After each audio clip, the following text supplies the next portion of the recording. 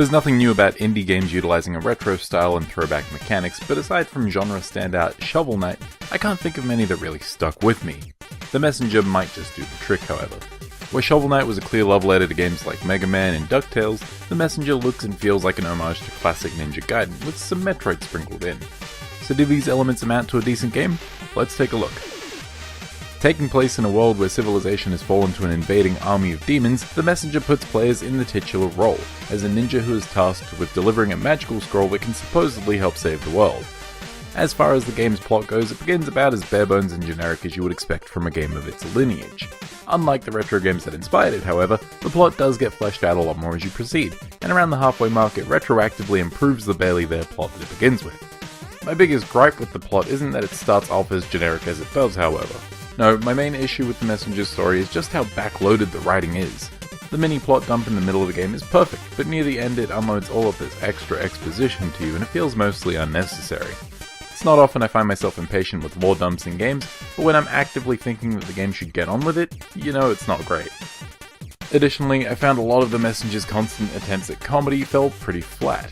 That's not to say that it isn't funny in places, in fact the jokes that do land are pretty hilarious. It's just that, for the most part, the Messenger's self-aware jabs come off as on the nose, and even a little bit obnoxious at times.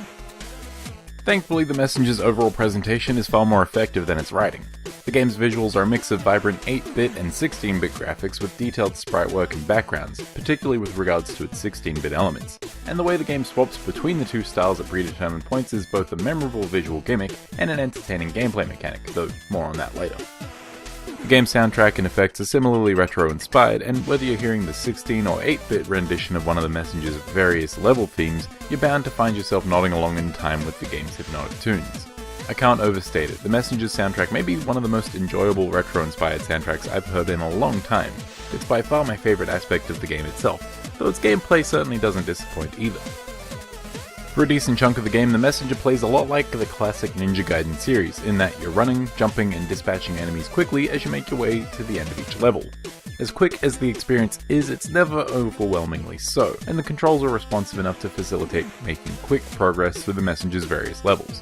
While its core mechanics never stray too far away from the basics, you do gain access to a few little tricks to keep the action interesting. First and foremost is the game's Cloud Step ability, which allows you to do an infinite double jump as long as you're able to attack an object or enemy in between each jump. This skill makes it so that the platforming is not only more interesting, but also pretty forgiving, since you'll generally be able to find an object to keep yourself in the air indefinitely as you figure out your next move. You also gain access to wall climbing, gliding, and even a handy rope dart that serves as a grappling hook, and while they're all fairly simple on their own, more difficult or optional levels often force you to chain together these skills, on top of smart use of the Cloud Step ability. This gives the Messenger a fairly gradual difficulty curve overall. That said, some of the optional challenges can be fairly frustrating as they often require precision timing, and I have the reactions of a sloth. Although the Messenger maintains a decent speed for most of its runtime, I did find a few sections forced you to wait for enemies or level elements in order to proceed, and although these do work in a mechanical sense, having the game stop your forward momentum so suddenly was often frustrating. Luckily, these sections were the exception to the Messenger's rule of speed, but they occurred often enough to leave an impression. In a surprising twist, the game actually becomes something of a Metroidvania once you hit the halfway mark, as you find yourself returning to previous areas with abilities that you gain later, as well as the ability to shift through time at certain points. This is represented by the shift between 18 and 16-bit graphical styles that I mentioned earlier. As visually striking as the mechanic is, I feel like it's implemented in a somewhat clunky manner, especially coming off of Guacamelee 2, which had a similar world-shifting mechanic on offer.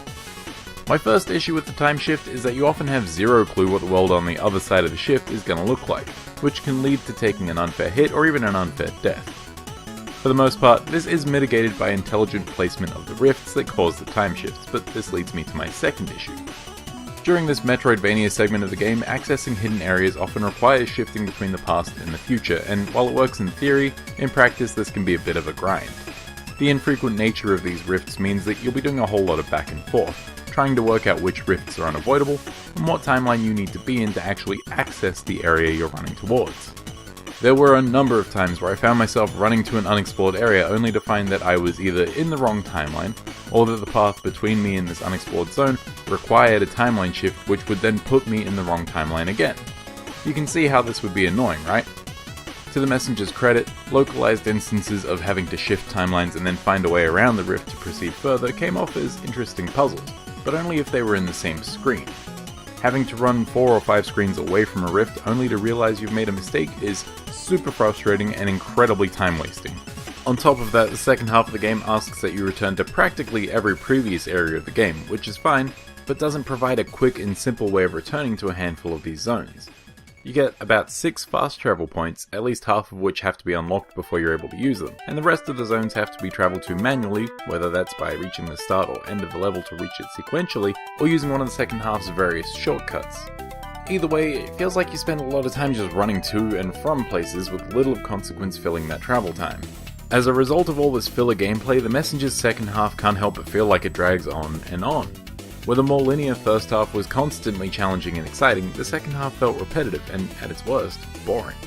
The game lacks the sort of mobility skills that other Metroidvanias give you to make running through old zones a breeze, and the decision to not give manual control of time shifting to the players means that you're always running to or from time rifts that are usually super far away. Still, even with these fairly significant frustrations, I can't say that the game didn't feel fun, and it was never more fun than during its handful of fast and challenging boss fights.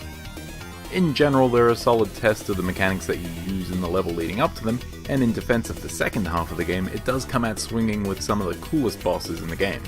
The timeshift boss is pretty cool on a visual level alone, even if it is a little bit easy. The last half of the game is also where you'll likely do most of your collectible hunting, since many require access to areas that are only available in one time zone or the other. While I've already complained at length about the pain that is actually making it to these areas, once you're there, they generally provide a short, fun and challenging task, and if you really love the gameplay of the Messenger, then these will surely satisfy your need to keep playing. With all that said, the Messenger is good. If the game had continued in a linear fashion, I feel like I would have enjoyed it just that little bit extra. It's mechanically satisfying, it looks and sounds fantastic, and while its story takes a little bit to get going, it does eventually turn into something fun and interesting. It's just a shame that the experience starts to go downhill as it leans more into the Metroidvania style. I'd still recommend it, but go in knowing that it's super easy to burn out once you hit that halfway mark.